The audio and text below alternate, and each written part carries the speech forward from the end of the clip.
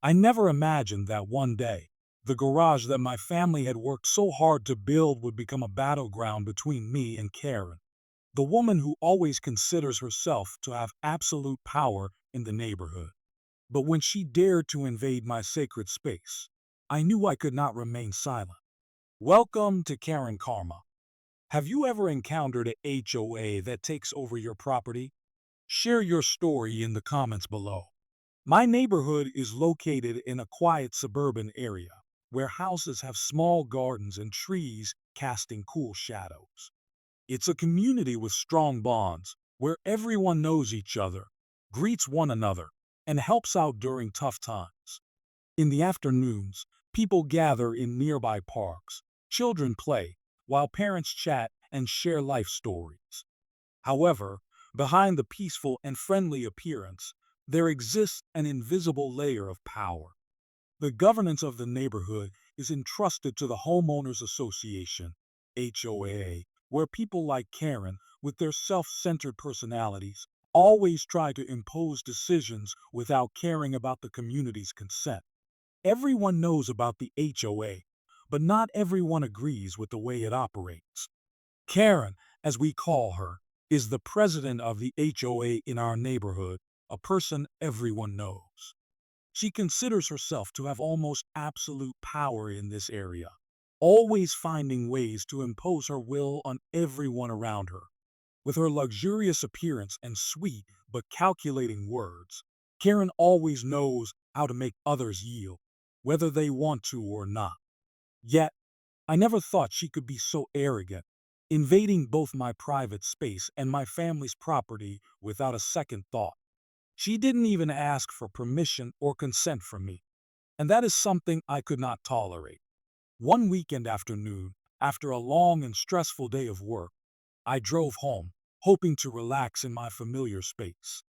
However, as I turned onto the familiar road, I saw a sight that made my heart stop. From a distance, I saw a large wedding hall with dazzling lights and an abundance of fresh flowers set up right in my family's garage, the very place I had worked so hard to protect over the years. A whole crowd of guests, elegant and laughing, with soft music playing from inside the hall, left me in disbelief. The bride and groom, hand in hand, were greeting everyone as I stood there, like someone who had been forgotten. A numbness spread over me. This was my space, where my family had put in so much effort and love. My heart raced as I realized this blatant invasion. They were holding a wedding party without my permission. Even though I knew I would have to face this, I couldn't stop the anger rising within me. I turned off the car, got out, and walked straight toward the hall. Walking past long tables full of food, strange invitation cards, I saw Karen standing there, hand in hand with a man, both laughing and talking with the guests. The crowd was busy having fun, and no one paid attention to my presence. Every step I took felt heavier, my face tense, my anger boiling. I got closer, and my voice could no longer stay calm. Maris, I yelled, making the air around us suddenly go silent. What are you doing in my garage? Why didn't you ask for my permission? Karen turned around to look at me, her eyes sparkling with no hint of embarrassment. She simply shrugged, her face so nonchalant it made me even more furious. Oh, I just thought it would be fine. Everyone agreed, she answered, her voice soft but full of arrogance, as if she were deliberately challenging me. This is my family's garage, I shouted, stepping closer, unable to contain my anger. You can't do anything without my consent. Karen simply smiled, her expression completely unconcerned. She looked at me as if I were just a child throwing a tantrum. Don't worry, it's just a small party, she responded, then turned back to talk to the man beside her. I felt deeply insulted, but I couldn't let her belittle me like that. Every word from Karen was an insult that was impossible to accept, and I knew I couldn't stand by and let any more of her invasions go unchallenged. The anger inside me flared up strongly, like a raging fire that was impossible to suppress. Karen, With her arrogance and belief that she held absolute power in this neighborhood, dared to invade the space I had worked so hard to protect for years. She not only disrespected my ownership, but also used her position to manipulate the situation. The anger surged within me like an unstoppable torrent, and I knew I had to act right now. A bold and calculated plan for revenge began to form in my mind. I remembered the extremely powerful sound system I had installed in the garage. Designed not just for entertainment, this system also had the ability to turn this space into a nightmare if it was ever invaded. I knew this was the moment to use it, to show Karen that no one could humiliate me without paying the price.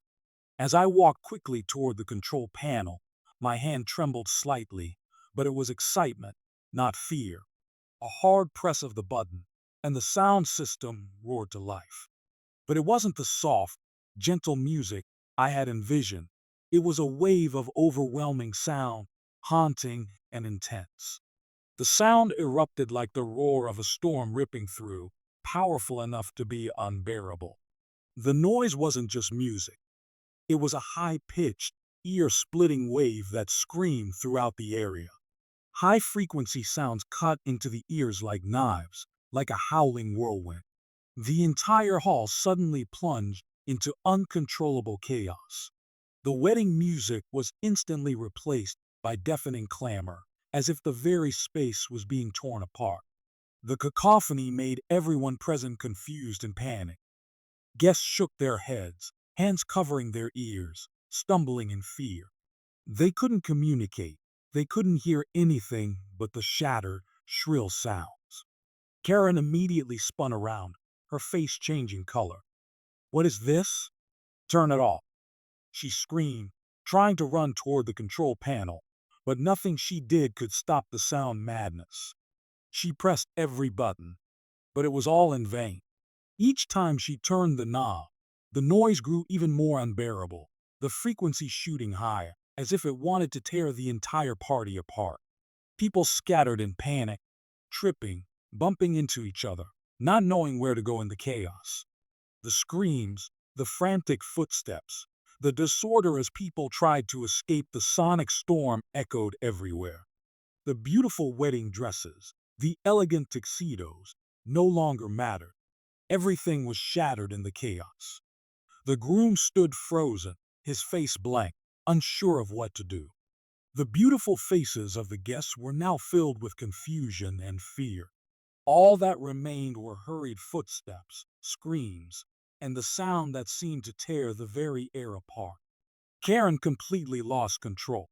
She ran around in the panicked crowd, trying to scream, but no one could hear her. "I can't believe this." "Turn it off," she yelled, but only made the situation worse. She was like a wild animal backed into a corner with no way to escape. All she could do now was stand there, her face flushed with rage and helplessness. I stood from a distance, arms crossed, watching the entire scene unfold. There was no satisfaction, just quiet contentment in seeing Karen, who always believed she had power, now trapped in the chaos she herself had created. I had taught her a lesson about respect and ownership. "You can't continue like this, Maris," I said, my voice cold, emotionless. "This is the price for invading my space." Karen, her eyes filled with anger, but now she couldn't do anything. People continued to run in panic, while the sound kept going, becoming an echo that would never stop. Karen, amid all the chaos, could only stand there, looking at me, unable to say a word. The power she had once given herself had now completely collapsed. She stood there, stunned, gasping for air from the panic. Her eyes were filled with rage and disbelief at what had just happened. "You can't do this to me," she screamed, but no one came to her aid. Everyone had run off, and she was left standing alone in the midst of the smoke. "No, Maris, I can't," I replied coldly, without the slightest hesitation. "And I have. Never think you can do anything without paying the price." The party she had proudly organized was now nothing more than a pile of chaos. The guests fled like panicked rats, and Karen, who always believed in her absolute power, now had to endure the humiliating defeat she couldn't escape from. After the chaotic event in the garage, I thought everything was over, that Karen wouldn't dare do anything anymore. But I was wrong. Karen, who not only considered herself to have absolute power in the neighborhood, but was also always ready to defend her position at any cost, couldn't let this go by so easily. As soon as the last of the guests left, she immediately executed a plan for retaliation. Less than a day later, I received a notice from the HOA board asking me to attend an emergency meeting. When I entered the meeting room, Karen was already there, and her face showed no attempt to hide her anger. She began to accuse me in a challenging and absurd manner. "He ruined my wedding party," Karen yelled as soon as I walked in. "He used the sound system in the garage to disrupt the ceremony, causing all the guests to flee in panic. I demand that he be held responsible for this disruption." I stood silently, listening to her words, feeling even more frustrated. Karen had deliberately ignored the truth that it was she who violated the rules and invaded my space without permission. The entire HOA board turned to look at me, but I didn't allow myself to be overwhelmed. I had prepared for this situation for a long time, and I wouldn't let the truth be distorted again. "Maris, you're lying," I said calmly but sharply. "This is my garage, and I have the right to protect it from any invasion. You're the one who violated my property rights by holding an unauthorized wedding party on my family's land. If anyone disrupted this event, it was you, not me." Karen, her face unable to conceal her confusion, tried to justify herself. "You can't do this. I'm the president of the HOA. You can't act without my permission." Her voice rose higher, trying to impose the power she thought she had. I smiled coldly. "You can rule this neighborhood, but you can't invade someone's property rights without facing the consequences. I have gathered enough evidence, and I won't let you abuse your power like this." As the meeting continued, I presented my evidence clearly and in detail.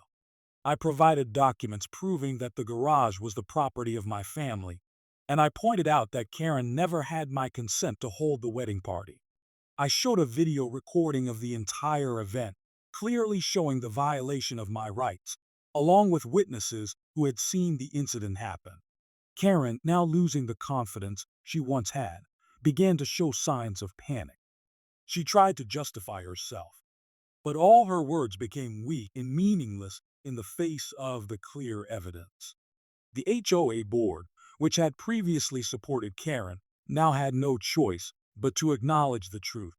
Finally, after several heated debates and discussions among the HOA members, a verdict was reached. Karen was not only required to stop organizing any illegal activities in my area, but she was also forced to resign from her position as president of the HOA. Her abuse of power was exposed, and the whole neighborhood witnessed this truth. When the verdict was announced, I stood there without a trace of gloating, but inside, I felt a sense of relief. I looked at Karen, who was standing silently, her face pale, unable to believe what had just happened. "You may think you can act with impunity, but today you've learned a lesson," I said, my voice no longer filled with anger, but only cold determination. "Never think that power can protect you when you're in the wrong." Karen looked at me, her face unable to conceal the anger and regret. "I can't believe it," she stammered, unable to say anything more. The entire room fell silent, no one speaking anymore. Karen, with all her power, now had to face the truth. She had lost everything. And I, in the end, had protected my family's space, the space I had carefully preserved for so many years. Karen stood there, speechless. She knew that what I had done not only protected my personal rights, but also served as a reminder to everyone about respecting and protecting their rights in this community. Although she could still try to retaliate, I knew that respect had been restored, and I had won this battle. What do you think of this story? Have you ever encountered a Karen like this? Leave a comment, and don't forget to like and subscribe to the Karen Karma channel.